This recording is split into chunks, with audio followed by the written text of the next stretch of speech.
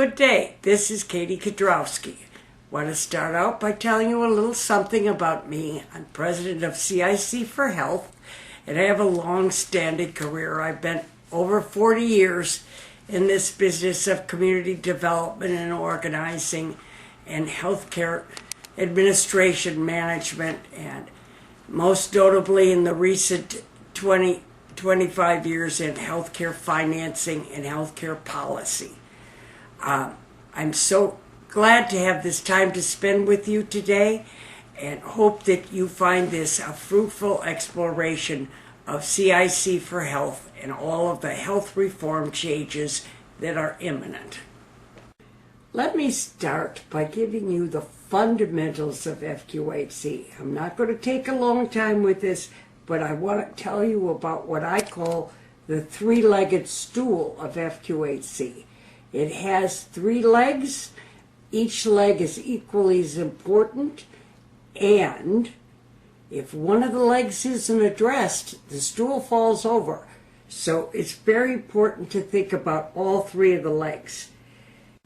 Federally qualified health centers were put into federal statute in Medicare and Medicaid back in 1989 and 90. They are part of the Title 18 and Title 19 sections of the Social Security Act.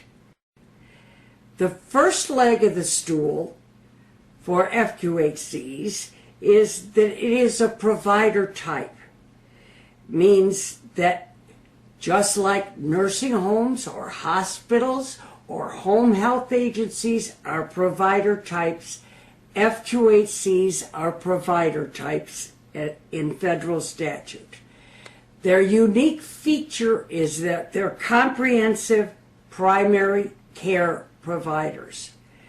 This is increasingly important as we move into health reform because primary care is a severe shortage in this country, and getting more primary care providers is significant, whether that is private practice doctors or whether it's federally qualified health centers or other opportunities for other kinds of, quote, primary care providers.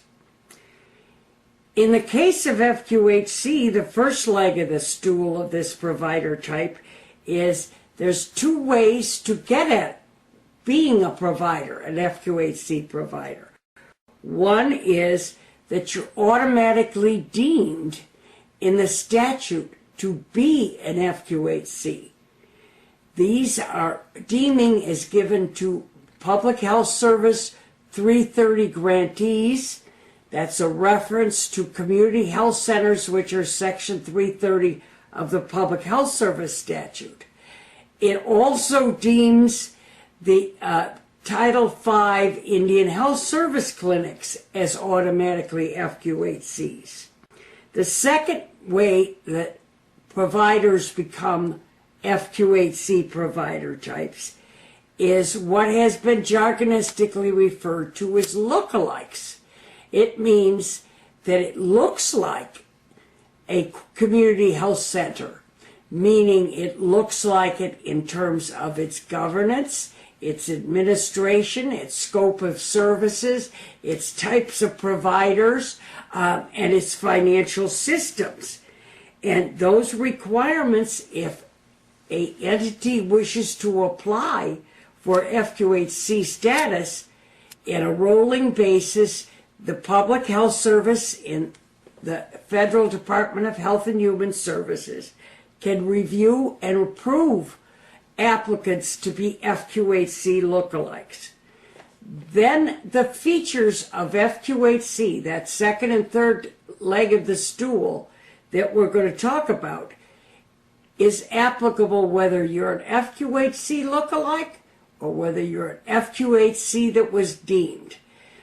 All it means is you took two different pathways to become an fqhc, but once you are one, all the benefits and privileges accrue to everyone who is designated an fqhc. The second leg of the fqhc stool is the bundle of mandatory services. That means that those are benefits prescribed in federal Medicare and Medicaid statute. And it's a benefit package for the patients, and it's a benefit package the fqhc provides and gets reimbursed for. In Medicare, there is a Medicare-only bundle, in the bundle of services, and it is preventive services. That means that preventive services are provided to the Medicare beneficiary and are reimbursed by the Medicare program to FQHCs. The second Medicare-only benefit, besides preventive services, is that the deductible required in Medicare is waived.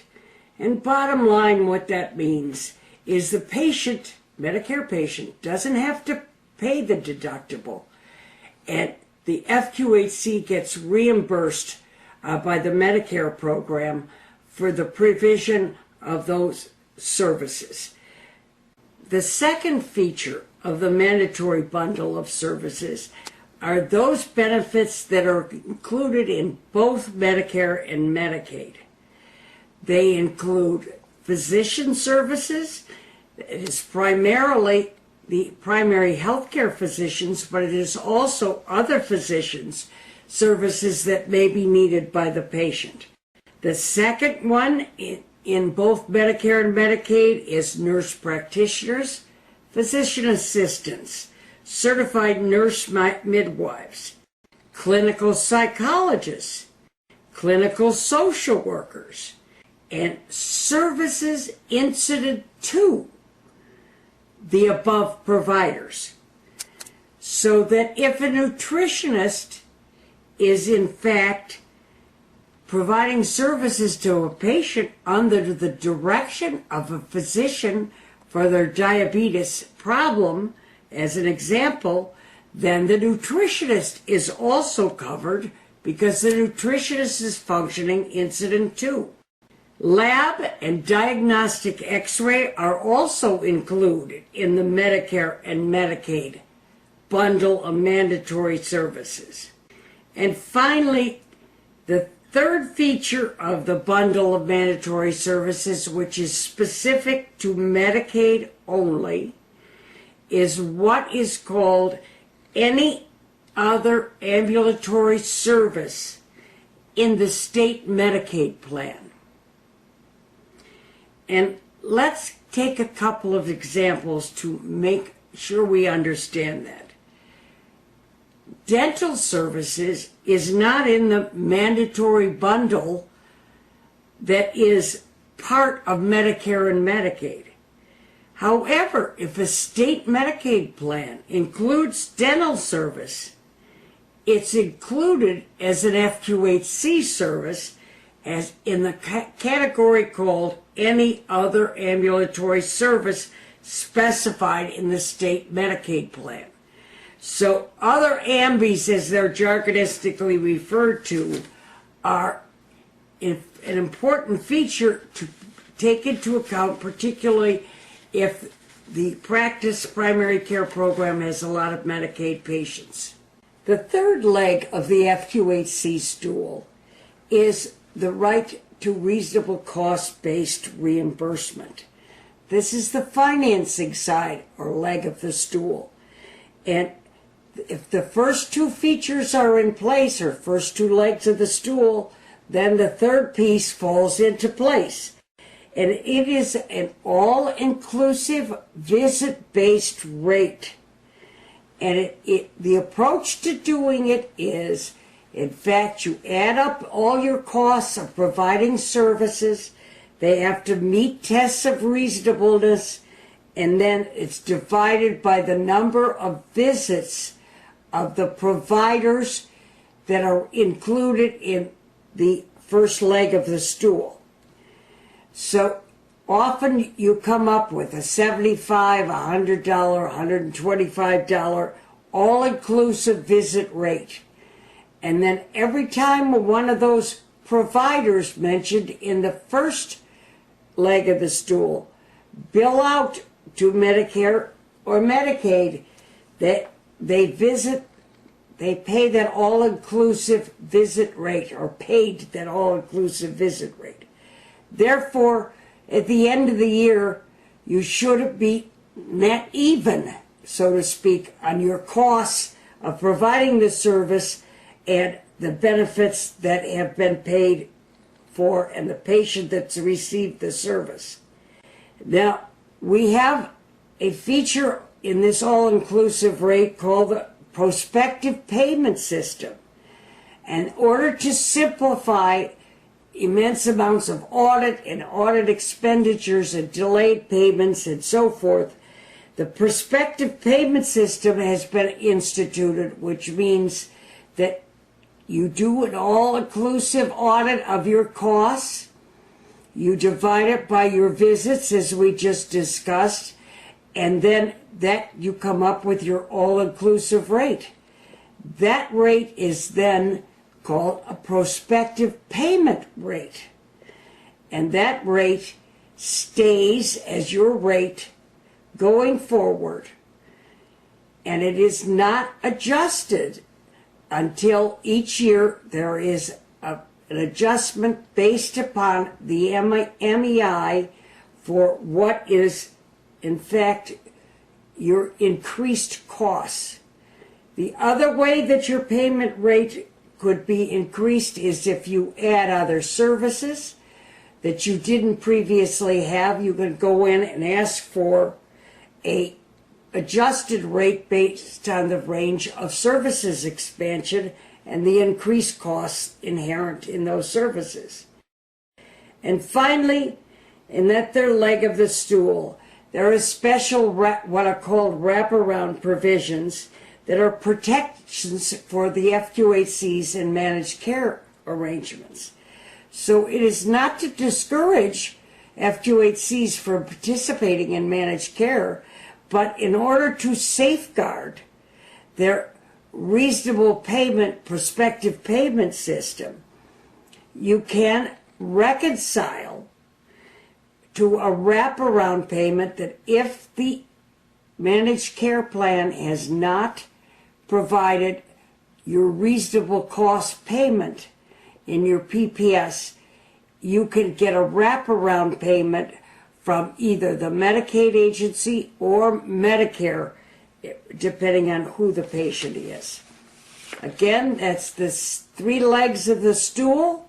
For old-timers that I've been around for a long time, you've heard this as the architect of FQHC and the author of its provisions on the Hill. It is very important features that are sometimes even with health centers that have been at this a long time that tend to be forgotten, and why I'm repeating them now. In conclusion, I want to thank all you for paying attention to this initiation to FQHC, and to understand that these things become important as you get involved, and little details can make a big difference. So feel free to email me, ask your questions, no matter how small or big, and I'll be glad to get them answered. And I can't stress enough with the importance of health reform on a national level spinning out and what's coming in the next few years, that CIC for Health is ready to provide you with the technical assistance necessary to participate fully in health reform and take advantage of all of its opportunities. It is, after all, in the best interest of your patients and in the best interest of your services. Goodbye now.